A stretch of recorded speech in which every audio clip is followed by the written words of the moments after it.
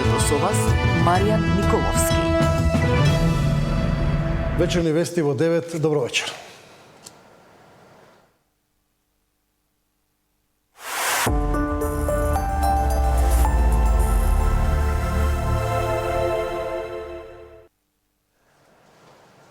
Предизборната кампања продолжува и вечерва со партиски митинзи. Лидерот на ВМРО-ДПМН од Ѓорче Петров најави реформи во судството по локалните избори. Зборуваше и за политиките на претходната влада.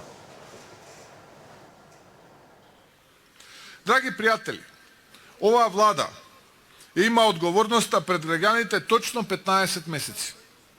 Во овој период од 15 месеци ги градевме темелите кои претходно 7 години ги рушија и целосно ги упропастуваа. Кревавме држава пред банкрот. Кога го слушам Венко Филипче, излегува како тие никогаш да не биле во владата во Македонија. Како да не беше тој најсигурниот министер на Зоран Заев на кој што се подпираше. Тој денес ни објаснува дека во негово време и во времето на неговиот ментор подобро се живеело и дека тие двајца се бореле за собствениот дом, а ние не сме се бореле. Ова е врвно лицемерие. Тоа беше време кога 500.000 граѓани живеа со само 150 денари дневно. Ке направиме и нова детска градинка за дечињата од населбата Александрија во дворот на основното училиште Димитар Поп Ѓоргиев Беровски, уште една за населбата Хром, местото на кое што најмногу му треба ваква детска градинка. Ке продолжиме посветено да работиме и за децата во основното образование. И тука ке направиме 5 доградби и едно ново основно училиште Гоце Делчев. Гоце Делчев ќе го кажам гласно зашто го кажувам на седницата на совет, на некој му пречеше. Ке имаме ново училиште Гоце Делчев, 5 доградби и наредната недела се надевам дека ќе го отпочнеме со доградба подрачното училиште Хром. 8 нови училници ги стартуваме уште веднаш. Доградба ќе добијат и Јоаким, ќе добие и Страшо, ќе добијат и Мирче Ацев и Централното. Лидерот на СДСМ пак од Велес ја обвини актуелната власт дека Македонија ја претворила во економска пустина и тоа за само 15 години. Истите тие што ветува балкански економски тигар ја претворија Македонија во економска пустина. Платите стојат, цените растат, а Мицкоски секој ден ни раскажува приказни. Другарки и другари, сакам да бидам јасен. Ова борба не е само за СДСМ. Ова е борба за достоинство на секој човек да може достоинствено да живее од сопствената плата. Ова е борба за работничката класа, ова е борба за младите, за да не сакаат да заминат, ова е борба за пензионерите, за да живеат достоинствен живот во пензија. Затоа ве повикувам масовно да излеземе на 19 октомври, да заокружиме број 5 за Маја Хеско, за Јованче Манасков, за доброто на Велес, за Велес да биде урбан, среден, град по европски стандарди. Велес заслужува и мора да добие вистински градоначалник, како што му прилега по 4 изгубени години. На Велес насушно му е потребен градоначалник, односно градоначалничка, со интегритет, кредибилитет, знаење, способност, решителност, храброст, вистински стратег и визионер, а не раководител на комунален оддел. На Велес не му треба градоначалник кој ако наследи општина без долгови. Не успеа да сработи над 90% од ветените проекти во неговата изборна програма. Анкетите покажуваат неизвестност во блокот на партиите на албанците. Денешни активности на Бујар Османи и Изет Межити. 50% застапеност на жените е минимумот што го гарантирам. Тој процент ќе биде застапен во секоја пора на политичкиот и институционален живот на ЧАИР во раководствата, комисиите и сите процеси на одлучување. Само така можеме да се движиме напред со еднаквост, со заемно почитување и со користење на потенцијалот на секоја жена. Родовата еднаквост не е само вредност, туку предуслов за развој и демократија. Уверен сум дека ваквиот пристап нуди поинаква структура на еднакво вклучување вклучување на жените во креирањето на политиките, но и во нивното реализирање, зашто резултатите ќе бидат видливи многу брзо. Во суштина Чаир се претвара во културен, образовен, спортски и младински центар.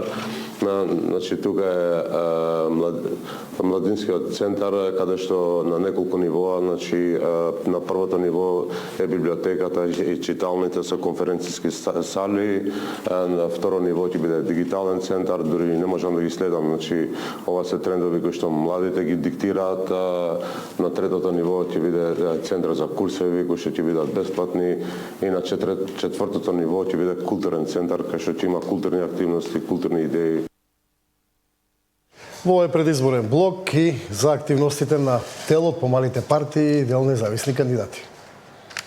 Конкретно во моментов се наоѓаме во градскиот парк покрај владата, а овде се предвидува изградба на мостот кој што треба да ги спои двете страни на Вардар, конкретно булеварот Климент Охридски се до улицата Лазар Личеновски, помеѓу Царинската управа на Република Македонија. Ова е една клучна инфраструктурна точка во градот, затоа што доколку биде изградено на овој дел од централното подрачје, ќе дозволи уште еден дополнителен премин и за оние кои што го напуштаат централното градско подрачје и оние кои што доаѓаат во него. Нашата програма предвидува еден објект величенствен, кој што ќе одлика и кој што ќе гордост за нашиот град Скопје. Зелениот пазар ќе го направиме на неколку спрата, прекрасен објект, модерен, каде што ќе има подземни гаражи, првиот и вториот спрат ќе бидат продажните тезги, третиот и четвртиот спрат ќе ги направиме урбано место, каде што ќе има дуќани, занаетчи, луѓе кои што ќе можат да седнат, да си направат моабет со пазарџиите.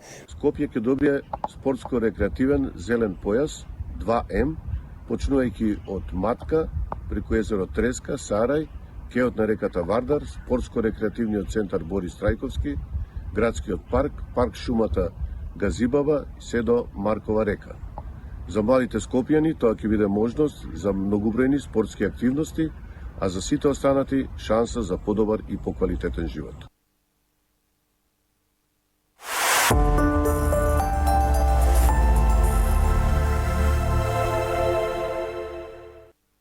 Пет турски државјани добија обвинение за убиството на лице од Турција во Штип. Деталите од Трајан Ристовски.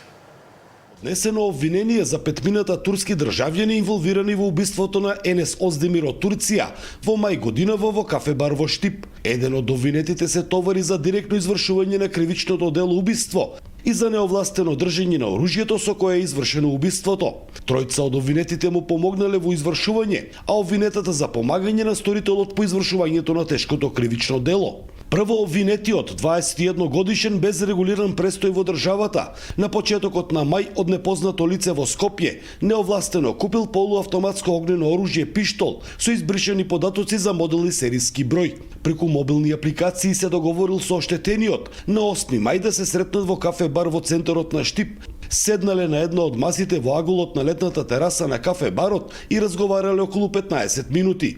Во еден момент, обвинетиот отишол до тоалетот и веднаш се вратил, го извадил пиштолот и започнал да пука кон оштетениот, нанесувајќи му 6 огнестрелни повреди од кои починал. Стои во соопштението од основното јавно обвинителство. Тројцата обвинети, иако знаеле за неговите намери, му овозможиле логистичка поддршка, го сместиле во станот во Скопје во кој престојувале и преку засега непознати лица му обезбедиле пиштол. На денот на убиството го превезле до Штип. По извршувањето на убиството, со сопствениот автомобил, пето обвинетата се обидела да ги врати во Скопје, но полицијата ја осуети нивната намера и ги уопси на патарината Миладиновци. За четворица обвинети, јавниот обвинител побарал да се продолжи мерката притвор, а за пето обвинетата да остане на сила мерка на предпазливост. За Сител, Трајан Ристовски. Рано детектирање е клучно во борбата со рак на дојката. Хемо Онко заедно со Медикус Хелп организираше розов пикник во поддршка на жените кои живеат со оваа болест. Со повеќе активности во градскиот парк целта е да се подигне свеста за значењето на превентивните прегледи, навремено препознавање на симптомите. ние треба да имаме и скрининг програма. Во овој момент во Македонија официјална задолжителна скрининг програма не постои, тоа е навистина проблем. Ние веќе преговараме и веќе правиме напори да оваа скрининг програма стане облигаторна за сите граѓани кои што се од 40 до 69 години. Исто така да стане облигаторна и за матичните лекари, односно тие да ја водат грижата за своите пациентки. Се преговара со тимовите од радиологија да се изнедат термини доволно. Има тука многу промени кои што треба да настанат. Раната детекција спасува животи и дека секако, како и за се друго, посилни сме кога сме заедно. Medicus Help е компанија која што 33 години обезбедува специјализирани помагала за жените по мастектомија. Од неодамна го отворивме и центарот за третман на лимфедема, која што, иако е состојба која што и како го загрозува квалитетот на живот на жените, малце се зборува за тоа и затоа целта ни е на овој настан да ја подигнеме свеста и за лимфедемата и животот по лимфедема.